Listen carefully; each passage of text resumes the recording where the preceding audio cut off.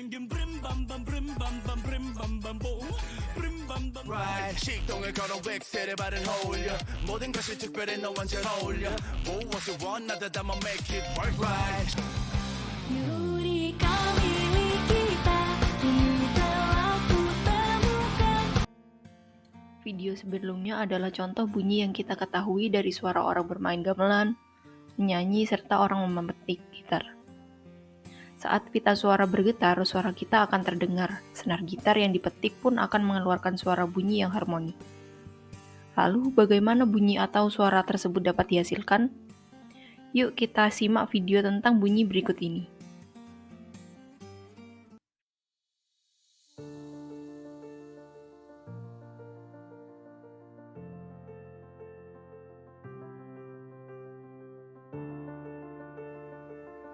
Bunyi dihasilkan dari adanya getaran. Syarat bunyi dapat terdengar antara lain, terdapat sumber bunyi, terdapat alat pendengar yang normal, dan harus ada medium atau zat perantara, misalnya zat padat, cair, dan gas. Perambatan bunyi pada zat padat ternyata lebih cepat dibandingkan zat cair maupun zat gas. Perhatikan permainan anak-anak zaman dahulu berikut. Mereka melakukan permainan ngetelpon kaleng yang dihubungkan dengan benang. Sekalipun jarak mereka berjauhan, tapi bunyi merambat lebih cepat pada tali atau benang tersebut. Begitu pula pada gambar ini. Apa yang wanita itu sedang lakukan di atas rel kereta api? Pada zaman dahulu, untuk mengetahui kereta api lewat atau tidak, dengan menempelkan telinga ke rel. Rel terbuat dari benda padat, yaitu besi. Jika ada kereta yang lewat, sekalipun dengan jarak yang sangat jauh, ternyata getaran pada rel pasti akan terasa. Ini juga menjadi salah satu bukti bahwa benda padat lebih cepat merambatkan bunyi daripada benda gas ataupun benda cair. Berdasarkan frekuensinya, bunyi dikelompokkan menjadi 3 jenis, yaitu infrasonik, audiosonik, dan ultrasonik. Bunyi infrasonik adalah bunyi yang frekuensinya kurang dari 20 Hz, seperti bunyi yang didengar oleh jangkrik dan anjing. Makanya anjing digunakan polisi sebagai hewan pelacak, karena kemampuannya untuk mendeteksi bunyi yang sangat kecil. Kemudian bunyi audiosonik. Bunyi audiosonik ini adalah bunyi yang frekuensinya di antara 20 sampai 20.000 Hz. Bunyi ini biasanya bunyi yang dapat didengar oleh manusia. Kemudian yang terakhir yaitu bunyi ultrasonik, di mana frekuensinya lebih dari 20 Hz. 20.000 Hz. Yang mana hanya hewan tertentu yang mampu mendengarnya seperti kelelawar dan lumba-lumba. Pada lumba-lumba dan kelelawar, bahkan mereka memanfaatkan bunyi pantul dari ultrasonik tersebut untuk mendeteksi benda-benda di sekitarnya atau yang dikenal dengan kemampuan ekolokasi. Ada beberapa karakteristik bunyi yang perlu kita ketahui.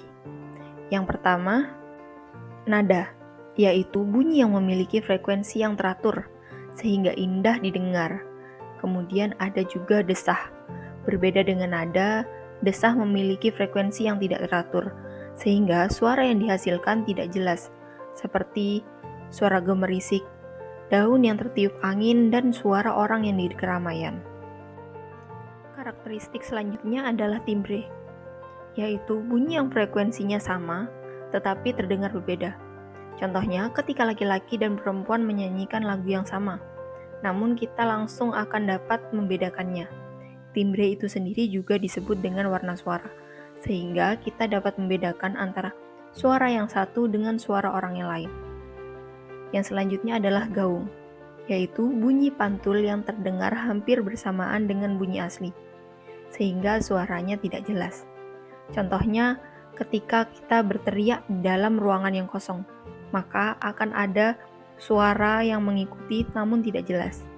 Untuk mengurangi gaung itu tersendiri, dapat meredam suaranya dengan menggunakan karpet, gabus, busa, karton, dan lain-lainnya. Kemudian gema. Gema yaitu bunyi pantul yang terdengar jelas setelah bunyi asli, sehingga suaranya lebih jelas. Misalnya ketika kita berteriak di atas gunung, maka akan terdengar jelas suara pantulan dari suara kita itu sendiri. Karakteristik berikutnya adalah resonansi. Resonansi adalah peristiwa ikut bergetarnya suatu benda akibat getaran benda yang lain, dengan syarat jika frekuensinya itu sama. Jika salah satu bandul digetarkan pada gambar tersebut, maka bandul yang panjang talinya sama akan ikut bergetar, seperti pada bandul A dan C, kemudian B dan F. Jika A bergetar, maka C akan ikut bergetar, dan jika B bergetar, maka F juga akan ikut bergetar. Contoh yang lainnya untuk resonansi itu sendiri seperti pada garpu tala. Pada garpu tala, jika salah satu garpu tala itu digetarkan, maka akan menggetarkan garpu tala yang lainnya.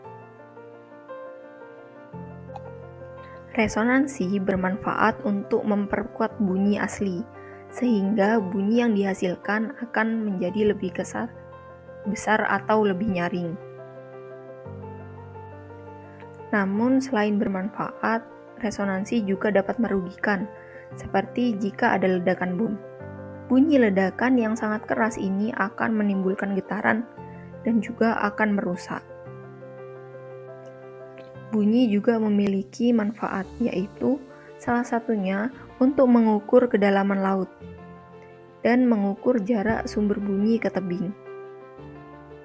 Rumus jarak ini menggunakan bunyi pantul, sehingga perambatan bunyi menjadi bolak-balik.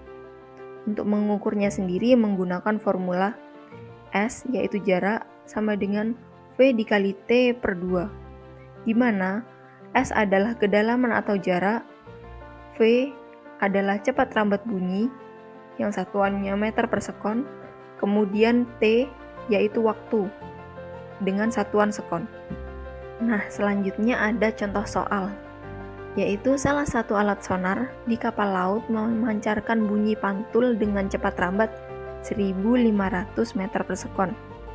Jika bunyi pantul yang diterima kembali itu dengan waktu 6 detik, maka berapakah kedalaman laut tersebut? Nah, jawabannya itu bisa diketahui. Kita ketahui dahulu.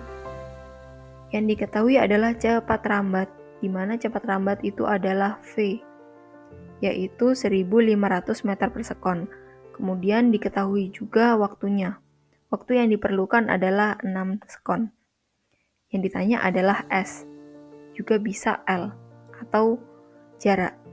S sama dengan V dikali T per 2, yaitu dapat diformulasikan 1.500 dikali 6 dibagi 2. Hasilnya adalah 4.500 meter. Demikian materi kita tentang bunyi, nanti kita akan lanjut ke materi selanjutnya, yaitu pendengaran. Terima kasih, jangan lupa like, komen, dan subscribe ya.